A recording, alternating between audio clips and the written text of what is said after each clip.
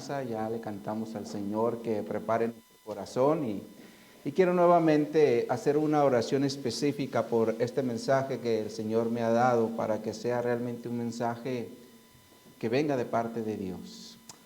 Oremos. Oh mi Dios, estamos aquí nuevamente delante de ti pidiendo tu dirección, mi Dios. Yo te pido, Señor, que permitas que este mensaje sea realmente para edificar, para despertar, para animar a tu iglesia. Porque necesitamos, Señor, seguir adelante, necesitamos seguir creciendo. Y yo te pido, mi Dios, que por medio de tu Espíritu Santo, primeramente le des una voz clara a este siervo inútil, para que pueda edificar y ayudar a mis hermanos, para que juntos sigamos adelante, creciendo en tu obra, mi Dios.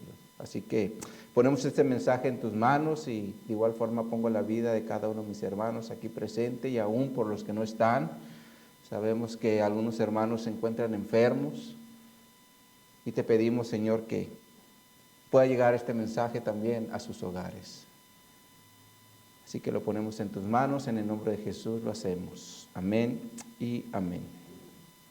Pues el día de hoy, mis hermanos, vamos a hacer una pausa a nuestro estudio expositivo de Hebreos para hablar de un tema que es importante que nosotros como iglesia siempre, pero siempre lo tengamos presente. Y esto es que el reino de Dios sufre violencia. De hecho, Jesús lo menciona en Mateo 11:12, donde nos dice, desde los días de Juan el Bautista hasta ahora, el reino de los cielos sufre violencia y los violentos lo arrebatan. Ahora, ¿qué quiere decir el Señor con esto?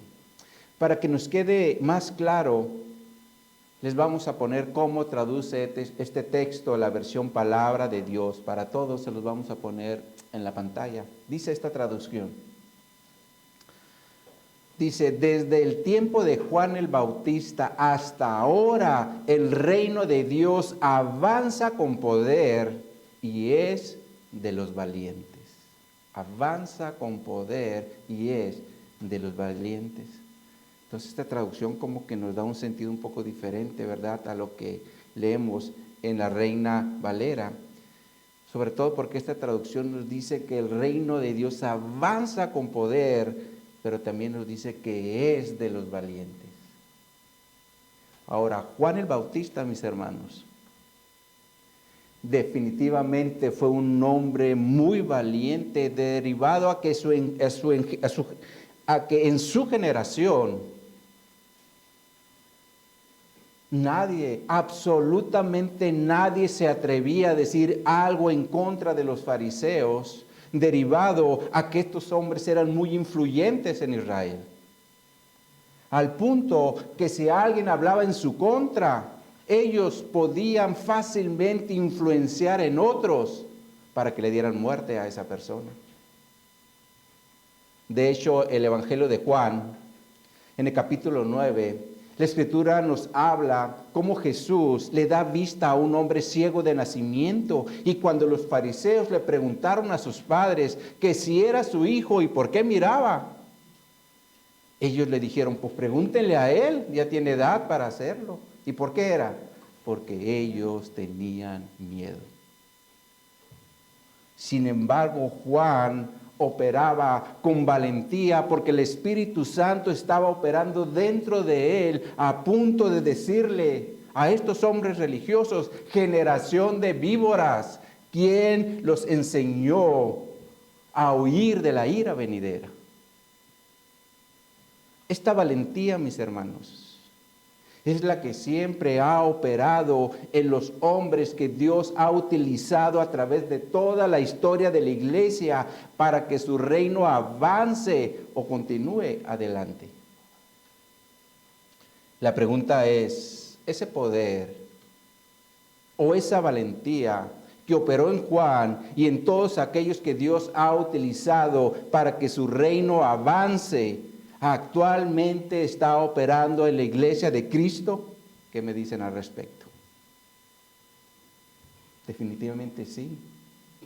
Porque desde el momento que nacimos de nuevo, el Espíritu Santo vino a morar dentro de nosotros para darnos ese poder y esa valentía, para que podamos ser un instrumento en las manos de Dios y de esa forma ser un instrumento para que el reino de Dios avance.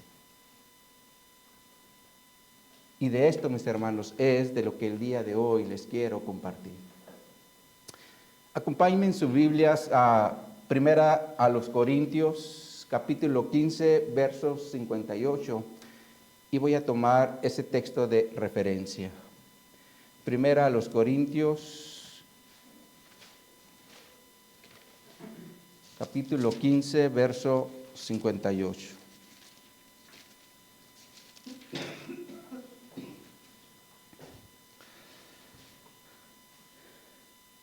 Dice aquí la palabra de Dios. Así que, hermanos míos amados, estad firmes y constantes, creciendo en la obra del Señor siempre, sabiendo que vuestro trabajo en el Señor no es en vano. El título que le hemos dado a esta enseñanza es firmes y constantes, creciendo en la obra del Señor. Mis hermanos, actualmente la iglesia está pasando por una etapa donde los valientes cada vez son menos, porque en lugar de que la iglesia de Cristo esté creciendo, hoy en nuestros días muchas iglesias están cerrando. Por ejemplo, el 26 de diciembre del año 2021, 2 años atrás, en el periódico Los Angeles Times se dio la siguiente información. En Pensilvania, una iglesia de 221 años de historia celebró su última ceremonia religiosa y tiene previsto cerrar a fin de año debido a una disminución de sus miembros y la asistencia de feligreses se empezó a quedar vacía.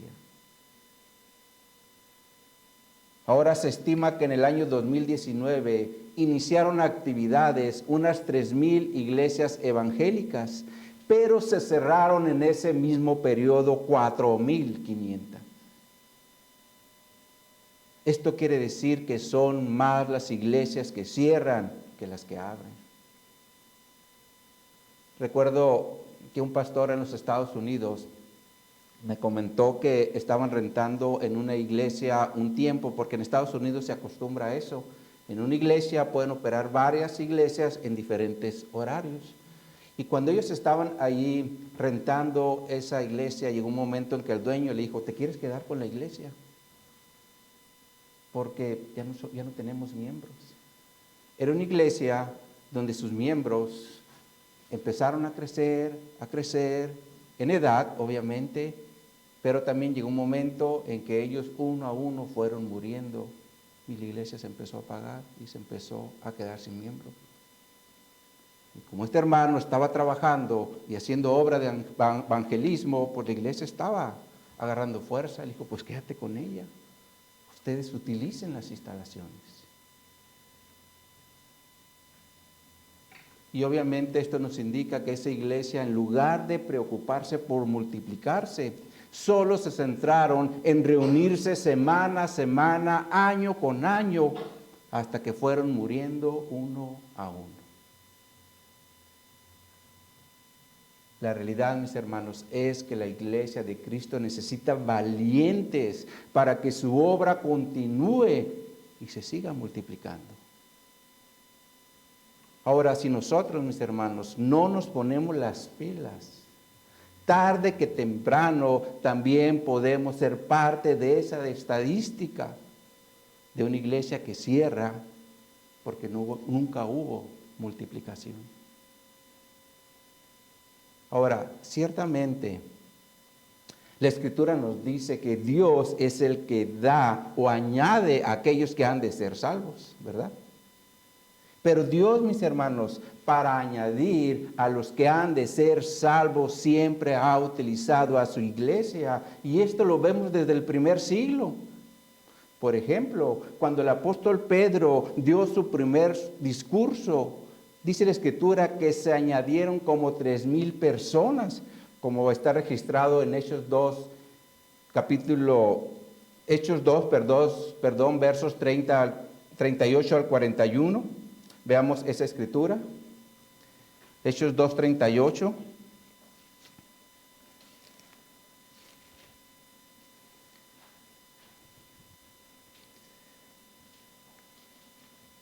Nos dice lo que estaba haciendo Pedro.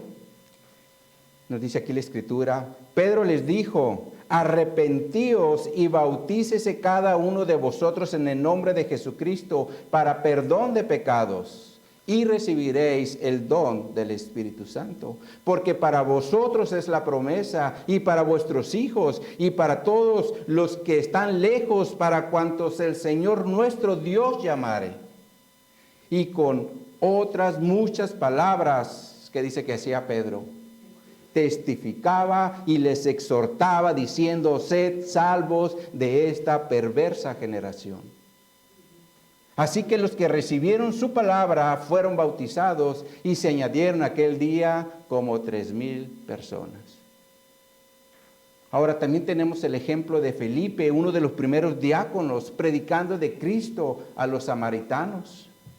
Esto lo vemos en Hechos 8:5, donde nos dice: entonces Felipe descendió a la ciudad de Samaria, les predicaba a Cristo. Ahora el Señor también llamó a Pablo para predicar el evangelio a los gentiles, y hoy nos ha llamado a nosotros. ¿Para qué creen, mis hermanos? ¿Para qué creen que nos hizo un llamado el Señor? ¿Será acaso para ser parte solamente de una iglesia local, después a otra, luego a otra, y terminar nuestra vida cristiana solo visitando iglesias?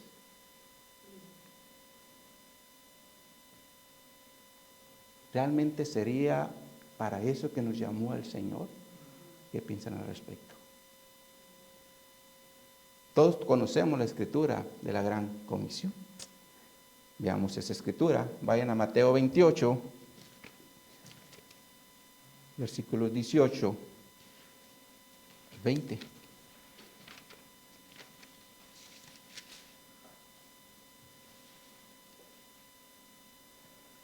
Analicemos un poco esta escritura. Aquí hay algo que nos quiere enseñar el Señor.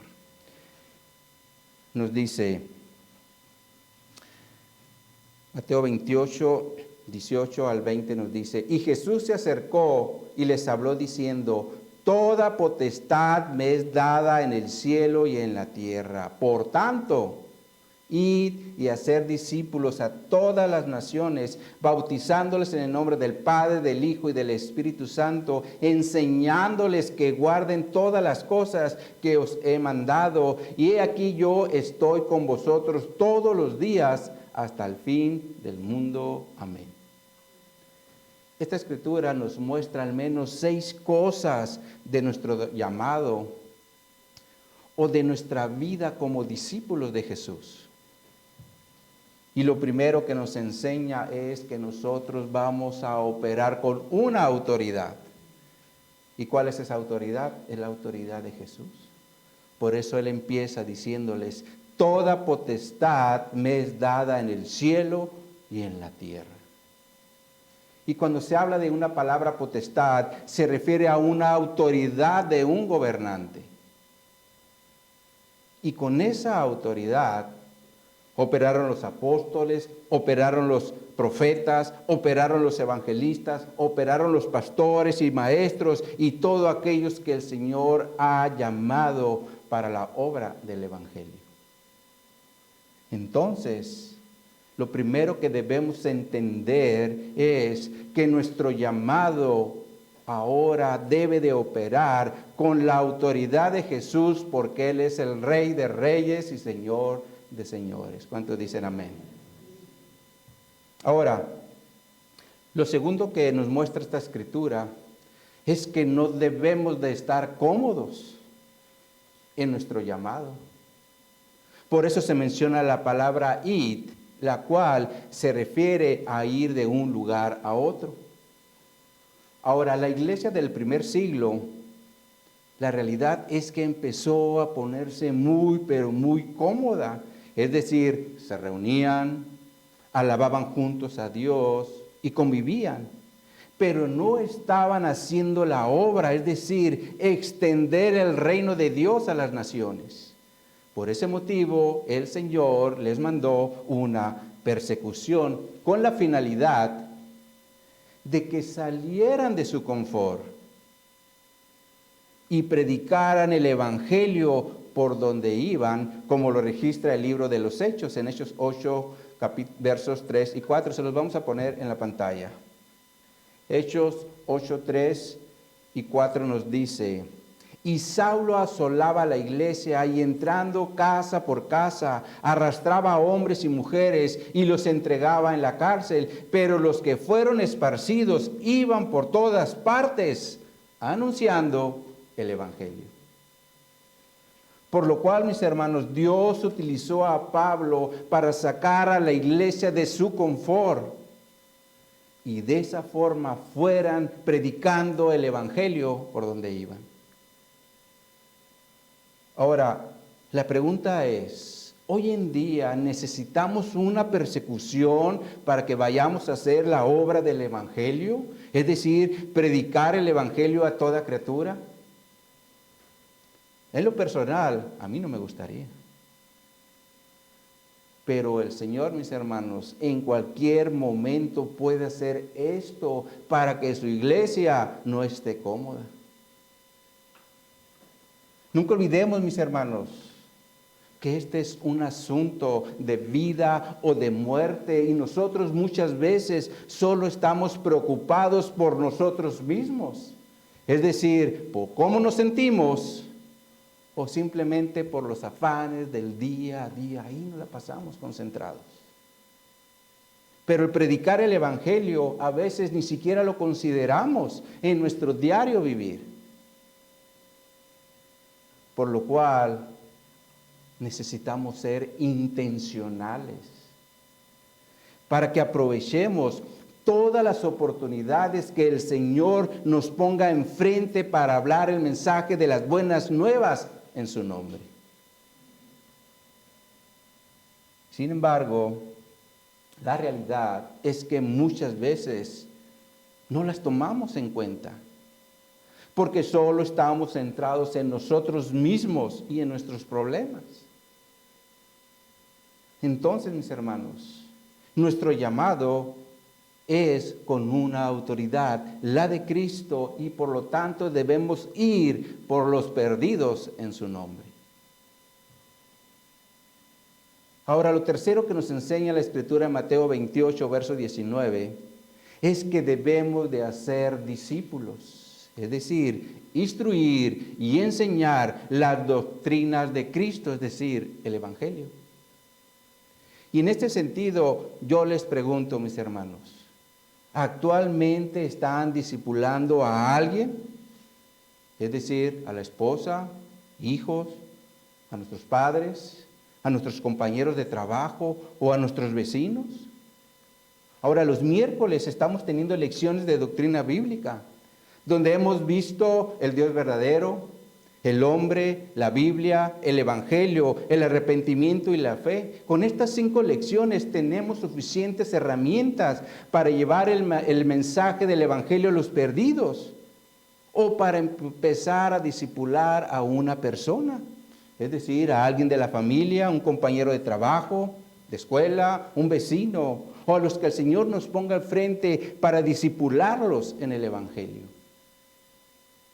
Entonces nuestro llamado, mis hermanos, en primer lugar tenemos la autoridad de Cristo. En segundo lugar, debemos de llevar el mensaje del evangelio y en tercer lugar, debemos de hacer discípulos. Ahora, en cuarto lugar, la Escritura nos dice que debemos bautizar. Y esto debe ser, como Jesús lo dijo, en el nombre del Padre, del Hijo y del Espíritu Santo. Y esto es importante considerarlo, Porque a través del bautismo nos identificamos espiritualmente con la muerte y la resurrección de Cristo para andar en vida nueva, como dice la Escritura en Romanos 6:4, se los vamos a poner en la pantalla. Dice aquí la Escritura, porque somos sepultados juntamente con Él, es decir, con Cristo, para muerte por el bautismo, a fin de que como Cristo resucitó de los muertos para la gloria del Padre, así también nosotros andemos en vida nueva. Por lo cual, si alguien aún no se ha bautizado bajo la instrucción de Jesús, es decir, en el nombre del Padre, del Hijo y del Espíritu Santo, significa que aún no se ha identificado espiritualmente con la muerte y la resurrección de Cristo para andar en vida nueva, como dice esta Escritura. Entonces, en nuestro llamado tenemos la autoridad de Cristo. Debemos llevar el mensaje del Evangelio, debemos hacer discípulos y debemos bautizar a los discípulos para que se identifiquen con la muerte y resurrección de Cristo. Ahora, en quinto lugar, la Escritura en Mateo 28:20 nos dice que debemos enseñar a los discípulos a obedecer los mandatos de Jesús, como lo traduce la Nueva Traducción Viviente, se los vamos a poner en la pantalla. Dice esta traducción: enseñen a los nuevos discípulos a obedecer todos los mandatos que les he dado. Y tengan por seguro esto, que estoy con ustedes siempre hasta el fin de los tiempos. Entonces, en nuestro llamado tenemos la autoridad de Jesús. Debemos llevar el mensaje del Evangelio, debemos hacer discípulos, debemos bautizar a los discípulos y debemos enseñar a los discípulos a obedecer los mandatos de Jesús. Y en sexto lugar, la Escritura nos dice que vamos a contar con la presencia de Cristo en todo momento. Por eso dice hasta el fin del mundo o hasta el fin de los tiempos, como dice esta traducción que tenemos en la pantalla. Esta es la obra que Jesús dejó de instrucción a su iglesia y también es la obra por la cual todos fuimos llamados. Sin embargo, para poderlo hacer, necesitamos estar firmes y constantes creciendo en la obra del Señor. En la semana escuché una frase que originalmente había sido pronunciada por Julio Antonio Mella, el fundador del Partido Cubano en 1925. Sin embargo, esta palabra fue popularizada por Ernesto Guevara, conocido como el Che Guevara. Y esta palabra dice, o esta frase, él dice: si avanzo, sígueme. Si avanzo, sígueme. Si me detengo, empújame. Pero si retrocedo, mátame. Esto nos habla de una convicción genuina, de seguir adelante y nunca para atrás. Ahora, si analizamos la palabra perseverar en el diccionario de la lengua española, encontraremos que esta palabra significa mantenerse constante en lo que se ha comenzado, durar permanente o por largo tiempo.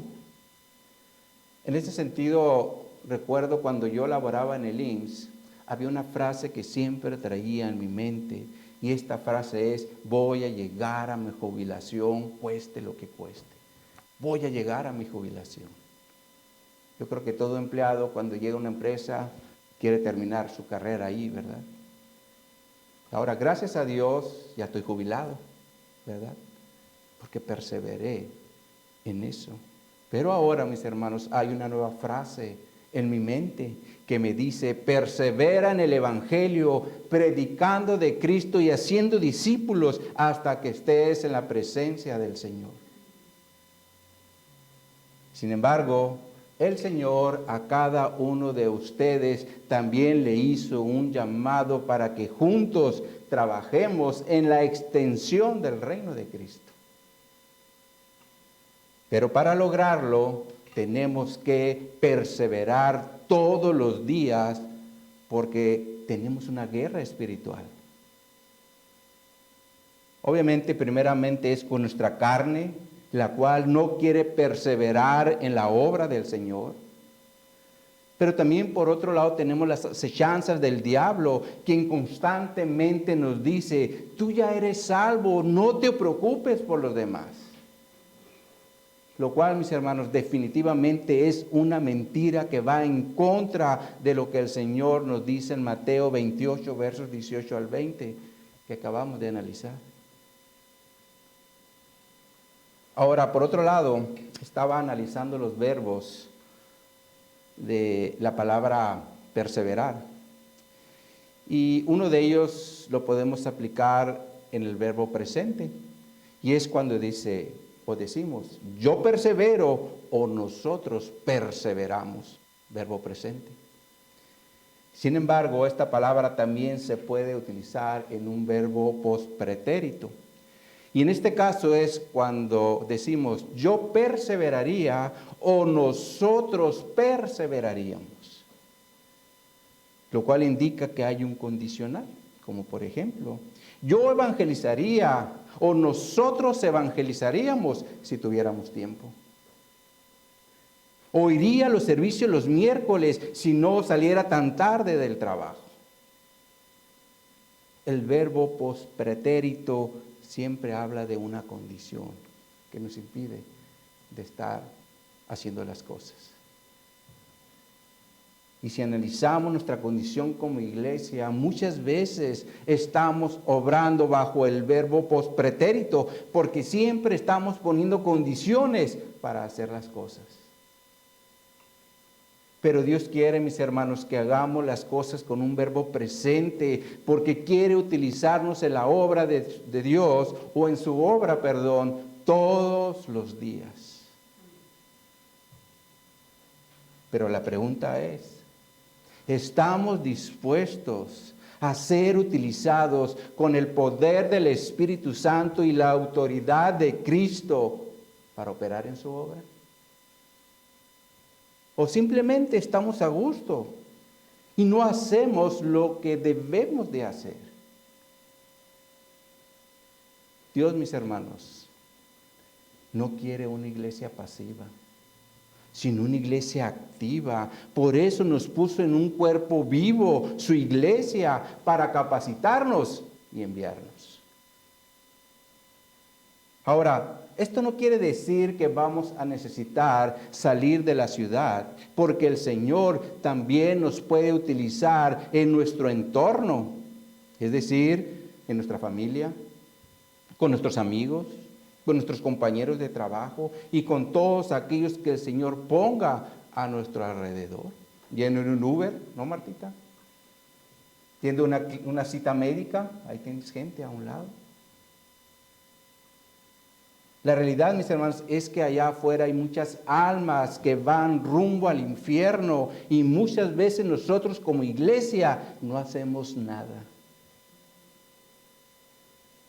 En la semana, al ir rumbo a la casa, me paré en un semáforo y pude observar cómo ciertas mujeres cambiaron su estrategia para pedir dinero. Porque antes se te acercaban y te pedían una moneda cuando estabas allí haciendo un alto o en el semáforo. Pero ahora hicieron cartelones con un mensaje pidiendo ayuda y los ponen en los vidrios para que lo leamos. Y esto me hizo reflexionar cómo el mundo se la pasa buscando nuevas estrategias para lograr su fin. Y nosotros como iglesia muchas veces no hacemos nada para lograr el fin por el cual el Señor nos hizo el llamado. Por eso el título del día de hoy, firmes y constantes, creciendo en la obra del Señor, porque somos sus representantes en esta tierra. La realidad es que a veces solo queremos los privilegios y olvidamos que hay responsabilidades. Y esto me lleva al segundo punto de la enseñanza. ¿Qué clase de cristiano soy en la iglesia de Cristo? ¿Uno falso o uno verdadero? La Escritura nos enseña que desde el primer siglo dentro de la iglesia de Cristo existieron falsos hermanos. Uno de ellos fue Simón, mencionado en el libro de los Hechos. A partir del verso 9 en adelante, veamos esta escritura, Hechos 8, verso 9 en adelante.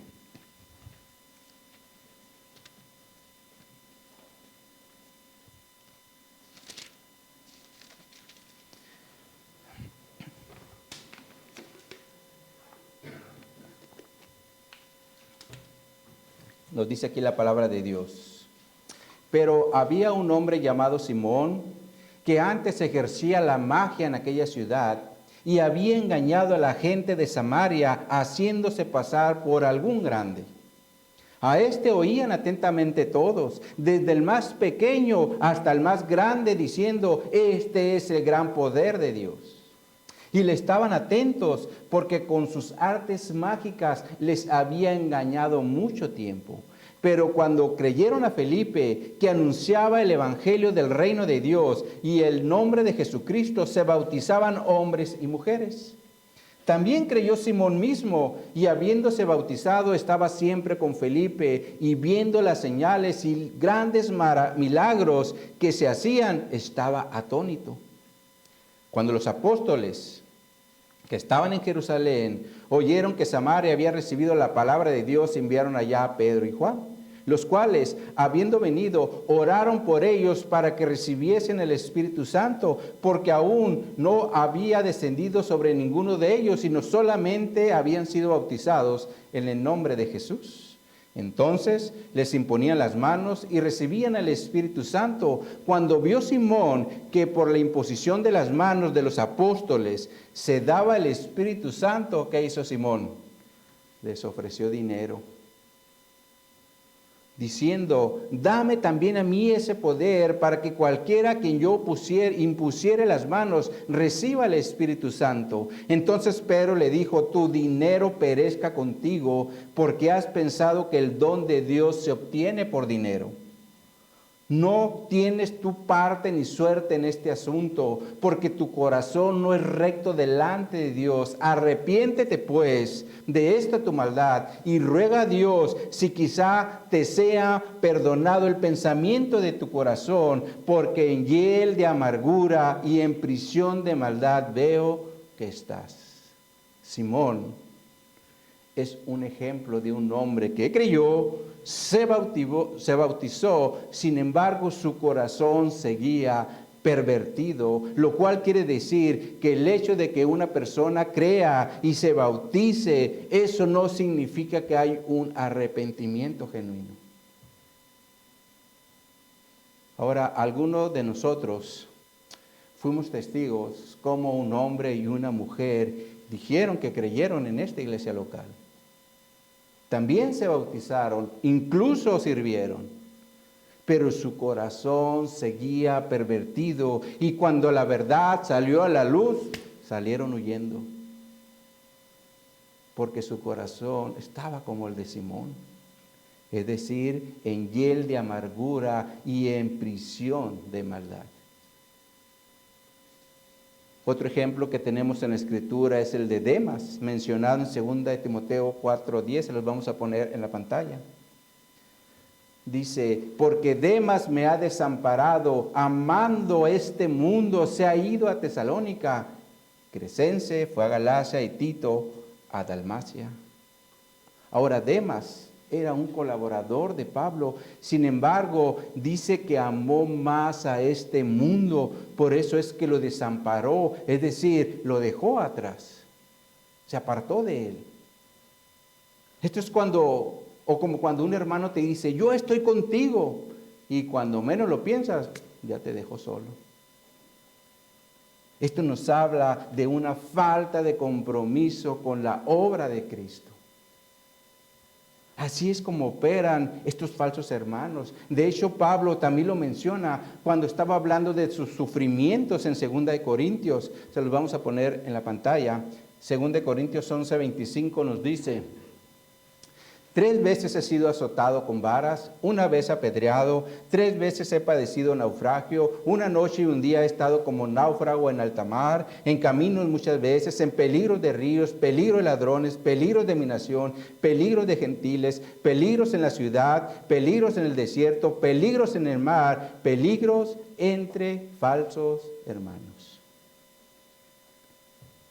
Entonces es claro que siempre han existido los falsos hermanos, los cuales, como dice Juan en 1 Juan 2, versos 18 y 19, hijitos, ya es el último tiempo, y según vosotros oísteis que el anticristo viene, así ahora han surgido muchos anticristos.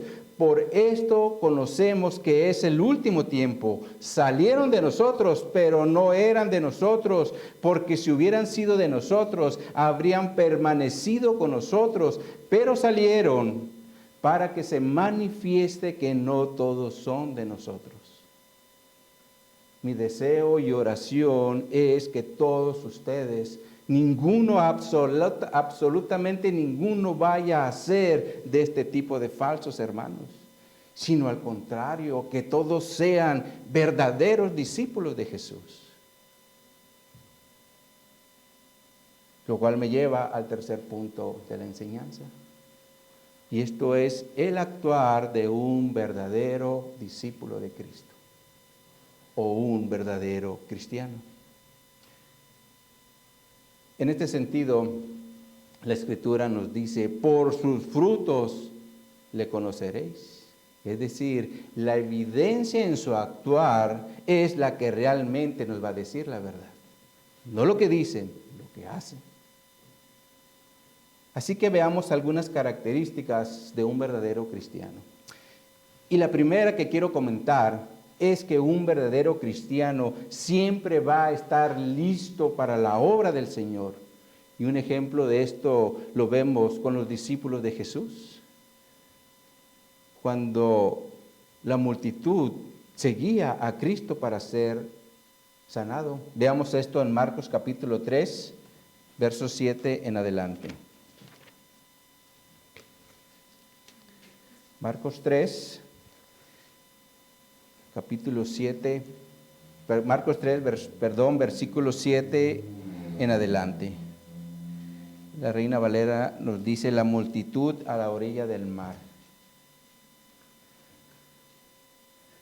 Marcos 3, 7.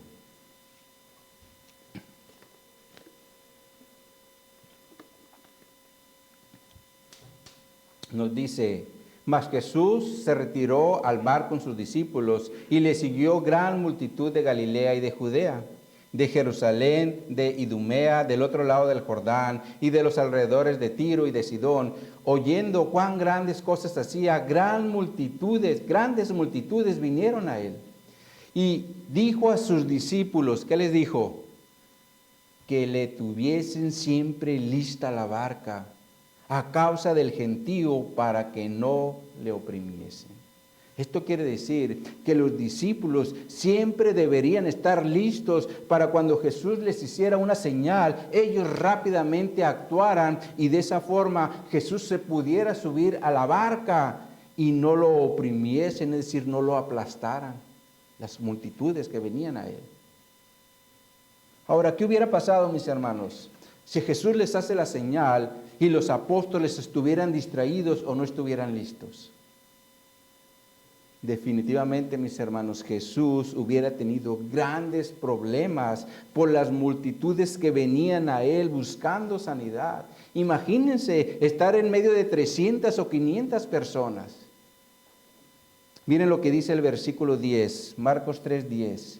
Dice, porque había sanado a muchos, de manera que por tocarle, cuantos tenían plagas, ¿qué hacían? Caían sobre él.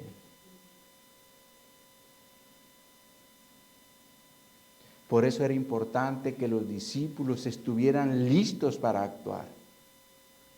Ahora, otro ejemplo que tenemos en la Escritura es el de Caleb. En tiempos de conquista, veamos esto en Josué capítulo 14.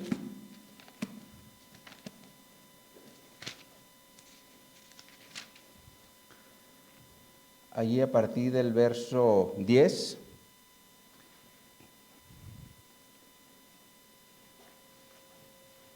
nos dice, Josué 14:10, ahora bien, Jehová me ha hecho vivir como él dijo.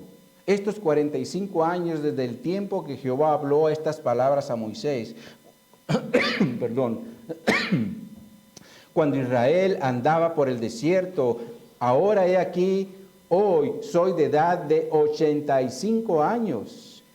Todavía estoy fuerte como el día que Moisés me envió. ¿Cuál era mi fuerza entonces? Tal es ahora mi fuerza para la guerra, para salir y para entrar.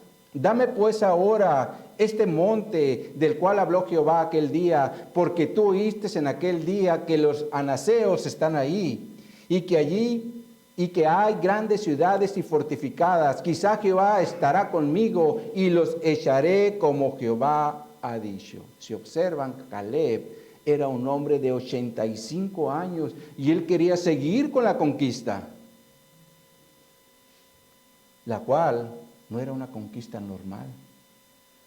Porque miren cómo lo traduce el verso 12, la Nueva Traducción Viviente. Se los vamos a poner en la pantalla. Dice, así que dame la zona montañosa que el Señor me prometió. Tú recordarás que mientras explorábamos encontramos allí a los descendientes de Anac, que vivían en grandes ciudades amuralladas. Pero si el Señor está conmigo, yo los expulsaré de la tierra tal como el Señor dijo. Aquí Caleb está hablando de ir a enfrentar gigantes, los cuales eran los hijos de Anac, como se mencionó cuando dieron el reporte en Números 13:33, donde dice, también vimos allí gigantes, hijos de Anac, raza de gigantes, y éramos nosotros a nuestro parecer como langostas, y así les parecíamos a ellos. Entonces Caleb, a sus 85 años, él quería seguir matando gigantes, lo cual indica que siempre estuvo listo para la batalla o para la conquista. Ahora yo les pregunto, hoy como iglesia, ¿estaremos en guerra?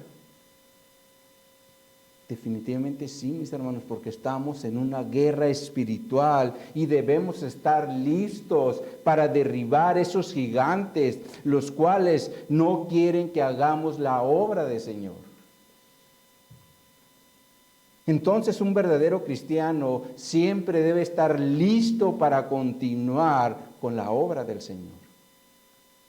Ahora, una segunda característica de un cristiano verdadero es que siempre va a perseverar en la doctrina de Cristo, la cual fue establecida por los apóstoles, como lo vemos desde el inicio de la iglesia en Hechos 2:42, donde nos dice, y perseveraban en la doctrina de los apóstoles, en la comunión unos con otros, en el partimiento del pan y en las oraciones. Ahora, en este mismo sentido, Pablo le dice a la iglesia de Éfeso en Efesios 2:20, edificado sobre el fundamento de los apóstoles y profetas, siendo la principal piedra del ángulo Jesucristo mismo. Ahora, recordemos, mis hermanos, que el Señor capacitó a sus 12 discípulos para que ellos pusieran el fundamento de su doctrina. Sin embargo, es interesante cómo Jesús permitió que hubiera un falso dentro de sus discípulos. Y obviamente era con el objetivo de cumplir la profecía mencionada en el Salmo 41:9, donde nos dice, aún el hombre de mi paz, en quien yo confiaba, el que de mi pan comía, alzó contra mí el calcañar. Ahora, Jesús, antes de establecer la Santa Cena, habló de él. Veamos esto en Mateo 26, Evangelio de Mateo, capítulo 26, verso 20.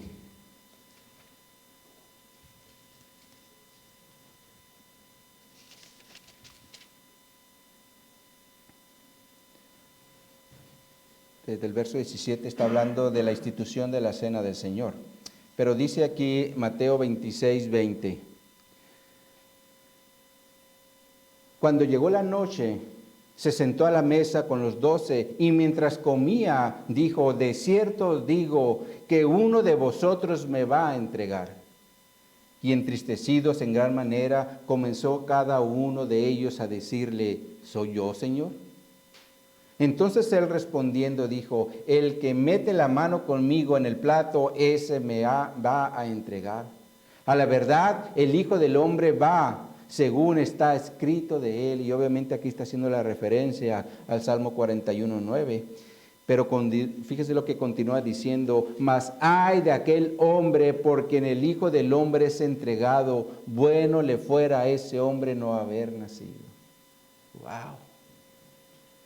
Y luego nos dice el verso 25, entonces respondiendo Judas, el que le entregaba, dijo, ¿soy yo, maestro? Le dijo, tú lo has dicho. Ahora, mis hermanos, a pesar de que Judas era el traidor, Jesús nunca lo hizo a un lado. De hecho, le permitió ser de aquellos que recibieron su autoridad y su poder sobre los demonios y para sanar enfermedades, como la Escritura lo enseña en Lucas capítulo 9, en los primeros 6 versículos. Veamos ahora esa Escritura. Allá adelantito, Lucas 9.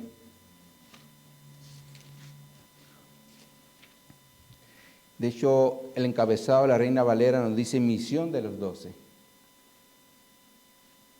Dice aquí la Escritura, habiendo reunido a sus 12 discípulos, les dio poder y autoridad sobre todos los demonios y para sanar enfermedades.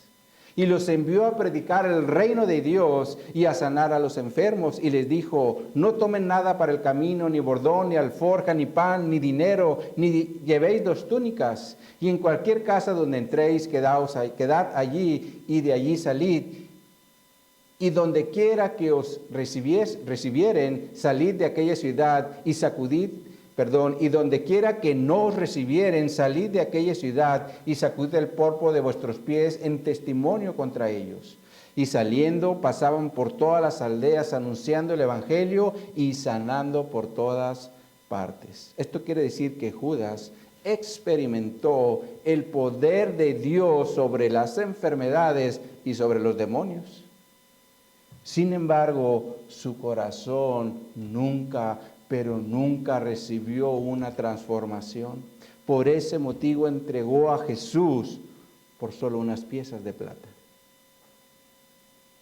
Por lo cual, esto también nos da otro principio, de que el hecho de que una persona haya experimentado el poder de Dios, sea por una sanación o por un milagro, tampoco significa que es un verdadero cristiano. Por eso Jesús también dijo en Mateo 7, 21, 23, se los vamos a poner en la pantalla. Aquí dice el Señor, ahí está, no todo el que me dice Señor, Señor entrará en el reino de los cielos, sino el que hace la voluntad de mi Padre que está en los cielos. Muchos me dirán en aquel día, Señor, Señor, ¿no profetizamos en tu nombre? Y en tu nombre echamos fuera demonios, y en tu nombre hicimos muchos milagros. Y entonces les declararé, nunca os conocía, apartaos de mí, hacedores de maldad. Un cristiano verdadero, mis hermanos, debe permanecer firme en la doctrina de Cristo, como Pablo también lo menciona en 2 de Tesalonicenses. Veamos esa escritura, 2 de Tesalonicenses 2, versículos 13 en adelante.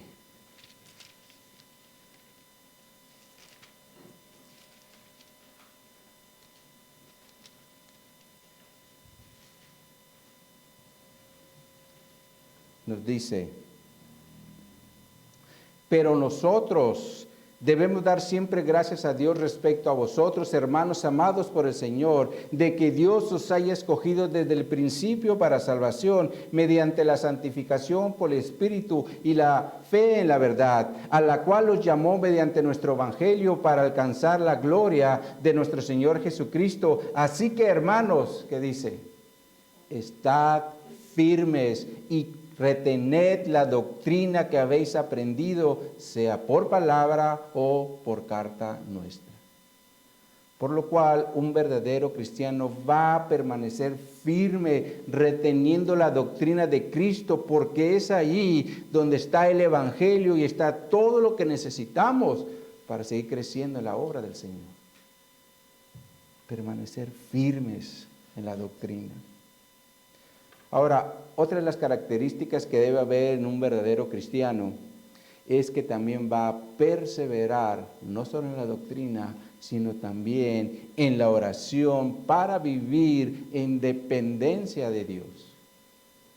Un ejemplo fue Daniel en el Antiguo Testamento, quien a pesar de que se había levantado un edicto, es decir, un mandato, un decreto, para que no se levantara oración a alguna divinidad, sino solamente a Darío, rey de Persia, Daniel fue fiel y estuvo orando como siempre lo hacía 3 veces al día, porque él sabía que su vida no dependía de edicto de hombre, sino directamente de la voluntad de Dios.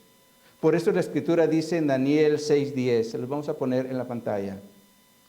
Daniel 6:10 nos dice, cuando Daniel supo que el edicto había sido firmado, entró en casa y abiertas las ventanas, es decir, no se escondió, abiertas las ventanas de su cámara que daban hacia Jerusalén, se arrodillaba 3 veces al día y oraba y daba gracias delante de su Dios, como lo solía hacer antes. Ahora, ciertamente el hecho de que Daniel fuera fiel a su convicción con Dios hizo que lo metieran en el foso de los leones. Pero estando ahí, Dios le dio protección para que no fuera muerto, devorado por los leones. Veamos esto en Daniel 6.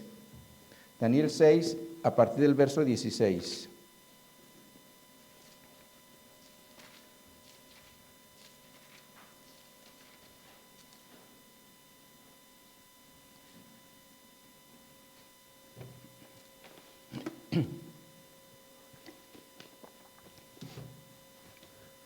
Nos dice aquí la Escritura, entonces el rey mandó y trajeron a Daniel y le echaron en el foso de los leones. Y el rey dijo a Daniel, el Dios tuyo a quien tú continuamente sirves, Él te libre.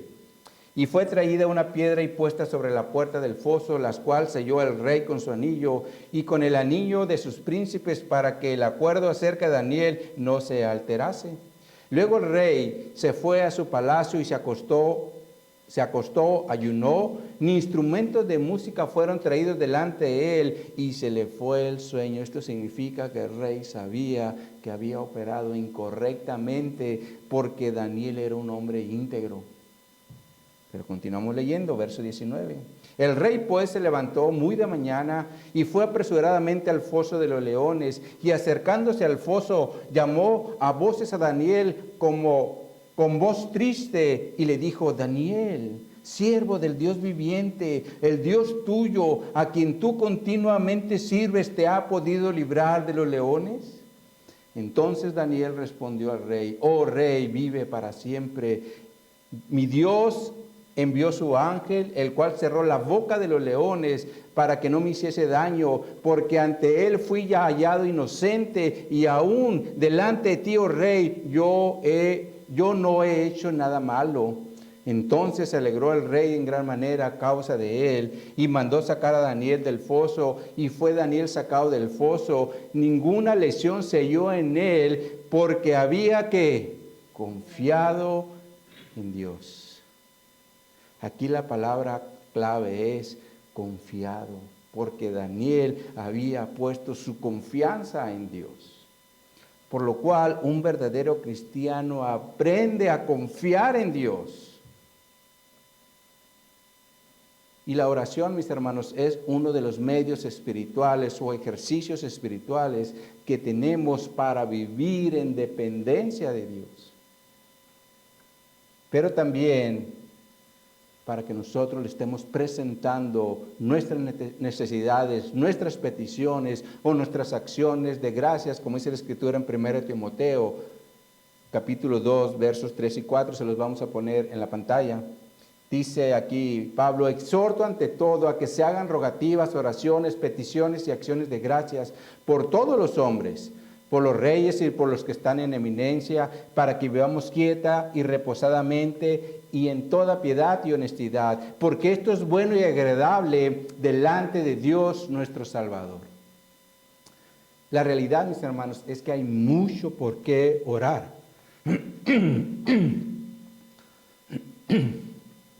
perdón. Pero es lamentable, mis hermanos, que las reuniones de oración, sobre todo como iglesia, a veces es muy tomada a la ligera. Ahora, algunos podían decir, es que yo oro en mi casa, pero la realidad, mis hermanos, es que cuando estamos en nuestra casa hay muchísimos distractores que no nos permiten tener un buen tiempo para meternos a la presencia del Señor. Estás queriendo y punte, ya usted una llamada, estás queriendo y viene una visita, estás queriendo y distractores. Y por lo tanto, como parte de la Iglesia de Cristo, no presentamos rogativas, oraciones, peticiones y acciones de gracias como lo debemos de hacer. Miren cómo traduce el verso 1, la Nueva Traducción Viviente, se lo vamos a poner en la pantalla. Dice, en primer lugar, te ruego que ores por todos los seres humanos. Pídele a Dios que los ayude, intercede en su favor y da gracias por ellos. Esto quiere decir que la oración no solo se trata de nuestras necesidades, sino también de los que están a nuestro alrededor. Es decir, nuestra familia, nuestros amigos, compañeros de trabajo, vecinos y aún por nuestras autoridades. Y por lo tanto, un cristiano verdadero siempre debe estar en dependencia de Dios a través de la oración. De hecho, Jesús fue un hombre de oración en su ministerio terrenal, porque la Escritura nos enseña que Él se apartaba para tener un tiempo con su Padre. Y de igual forma, mis hermanos, los miércoles es un tiempo para que nosotros como iglesia nos podamos apartar de nuestras actividades del día a día para poder entrar a la presencia de Dios, sin distractores. Ahora, la semana que viene estaremos ya en el nuevo local. Y por lo tanto, mis hermanos, necesitamos estar orando por todas aquellas familias que están alrededor, para que el Señor les prepare el corazón y nos abra la puerta para llevarles el mensaje de las buenas nuevas. Pero también para que el Señor nos dé protección de los hombres malvados. Como Pablo les dijo a los tesalonicenses en 2 Tesalonicenses 3, se los vamos a poner en la pantalla.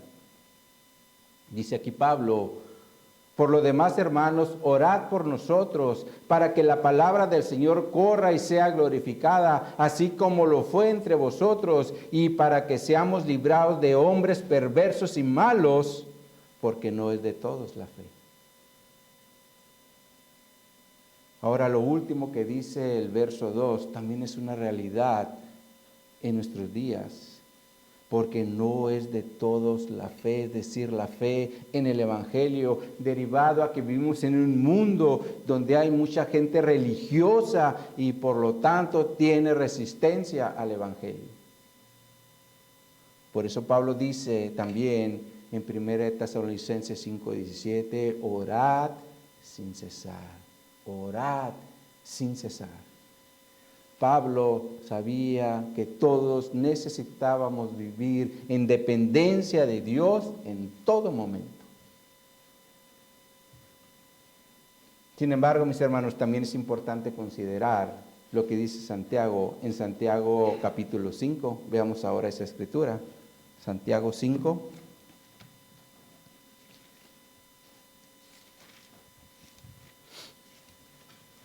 Versos 13 en adelante.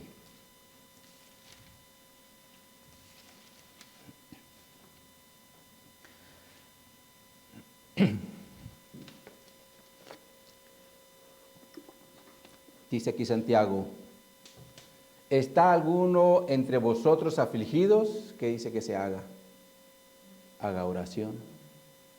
¿Está alguno alegre? Cante alabanzas. ¿Está alguno enfermo entre vosotros? Llame a los ancianos de la iglesia y oren por él, ungiéndole con aceite en el nombre del Señor.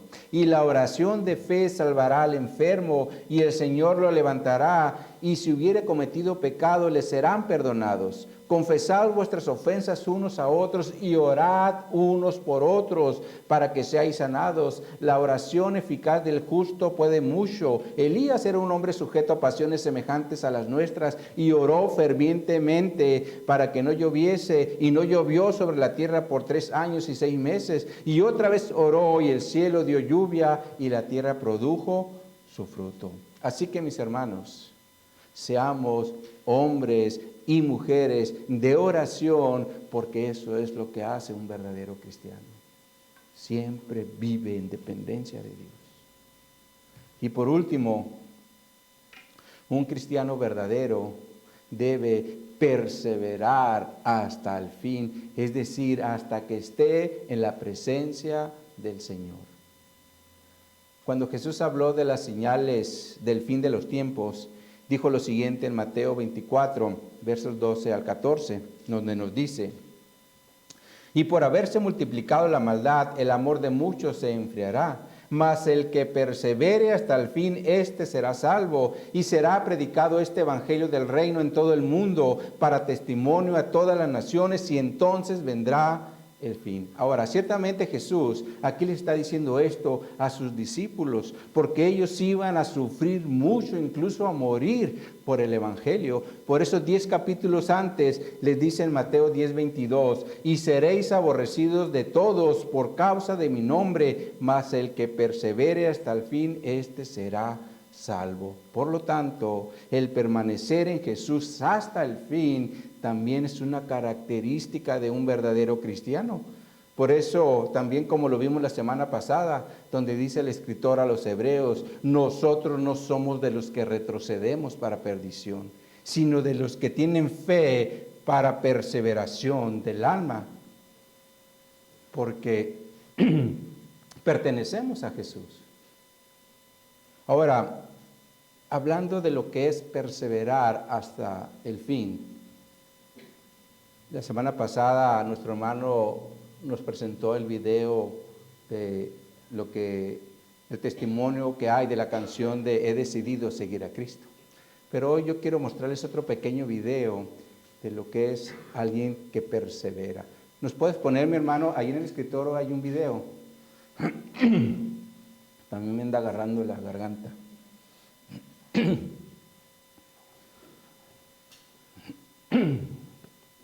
Sí, por favor.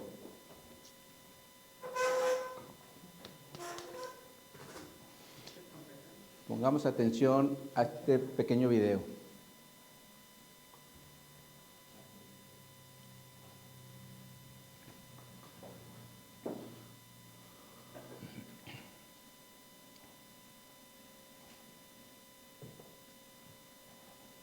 Estaban sentados los 22 de ellos y miré y les pregunté: si somos atrapados, ¿qué me pasaría a mí?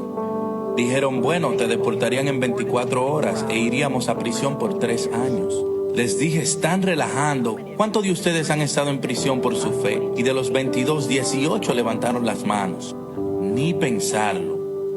Y les pregunté: ustedes los 22, ¿cuántas personas supervisan? Porque ellos eran líderes de grupos cristianos clandestinos en la provincia. Si contaran todas las personas en su jurisdicción, ¿cuántas serían? Y ellos contaron un poco más de 20 millones. Y les dije: ¿qué? Porque olvidamos que hay más de 1.3 billones de personas en China. Esto es loco.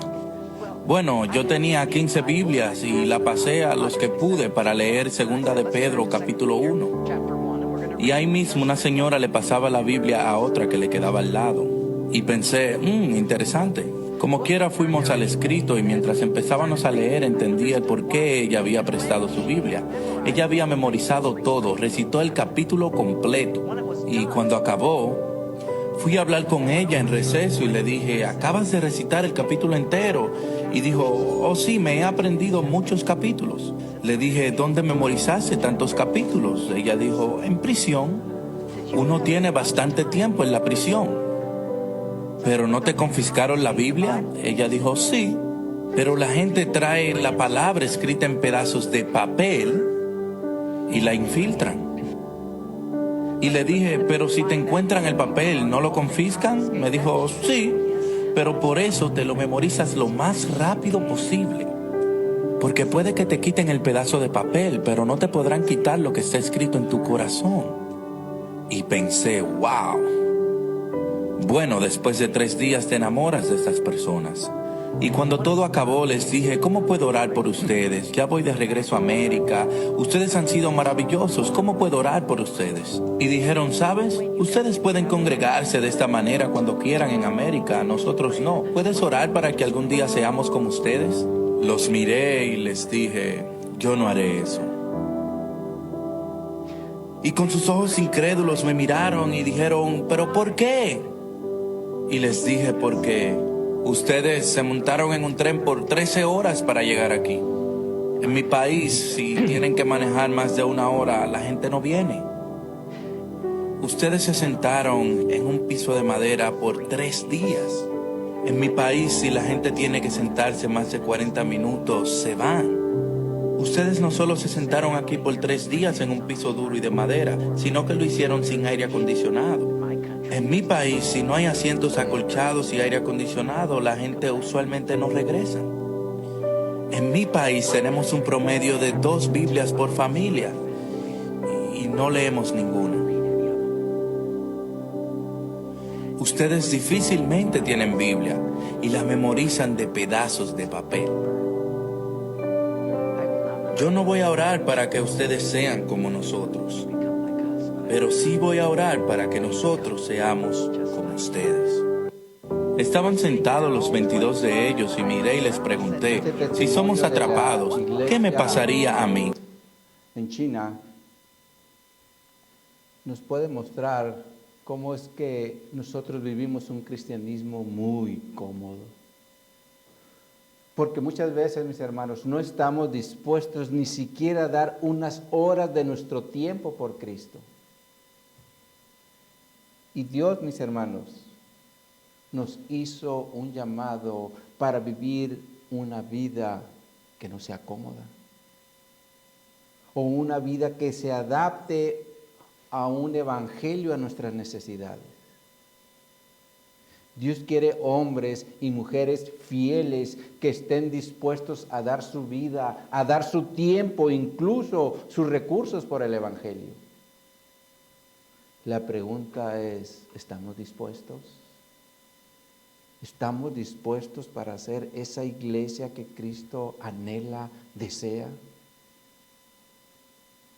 ¿O solo somos cristianos domingueros? Es decir, venimos, cumplimos, nos vamos, llega el otro domingo y volvemos a hacer exactamente lo mismo. Nunca olvidemos, mis hermanos, que Dios nos hizo un llamado para una conquista espiritual, donde se necesita, en primer lugar, estar listos en todo momento para proclamar el evangelio de nuestro Señor Jesucristo a toda criatura. En segundo lugar, debemos perseverar en la doctrina que fue establecida por los apóstoles, los cuales fueron enseñados directamente por Jesús. En tercer lugar, debemos aprender a depender de la oración, o más bien vivir vidas de oración para depender siempre de nuestro Señor. Y en cuarto lugar, necesitamos perseverar hasta el fin, estando dispuestos a dar nuestra vida, nuestro tiempo y nuestros recursos por la obra de Cristo. Nunca olvidemos, mis hermanos, que fuimos llamados para estar firmes y constantes, creciendo en la obra del Señor. Ahora, si hoy nos dimos cuenta de que hemos fallado, como cristianos, es un buen momento para pedirle perdón a Cristo y empezar ahora con una vida como Él demanda en su palabra. Porque si seguimos jugando a la iglesia, corremos el peligro de ser como Simón o como Demas o como Judas, quienes no permanecieron firmes y constantes, creciendo en la obra de Cristo. Por eso se apartaron. Ahora, mis hermanos, no sé cómo te encuentres el día de hoy, pero como pastor quiero orar para que Dios, por medio del Espíritu Santo, nos fortalezca y a partir del día de hoy empecemos a ser una iglesia que hace la obra de Cristo para que su reino avance. Te invito a que te pongas de pie.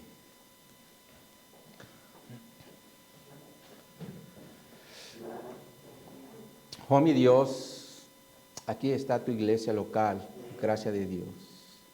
Yo te pido, Señor, que tu Espíritu Santo obre poderosamente en la vida de cada uno de mis hermanos, incluso en la mía, para que seamos un cuerpo activo, que seamos un cuerpo que siempre tengamos tu visión, que es ir por los perdidos, que es discipular, que es enseñarle a otros tus verdades y a que seamos obedientes a tus instrucciones, Jesús.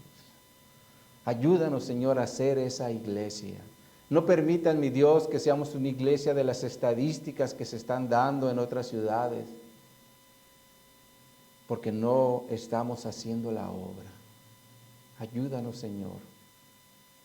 Ayúdanos a ser intencionales, que en el momento que una persona se siente a un lado de nosotros, tengamos la intención de predicarles el Evangelio, de presentarles esas buenas nuevas que esa persona necesita.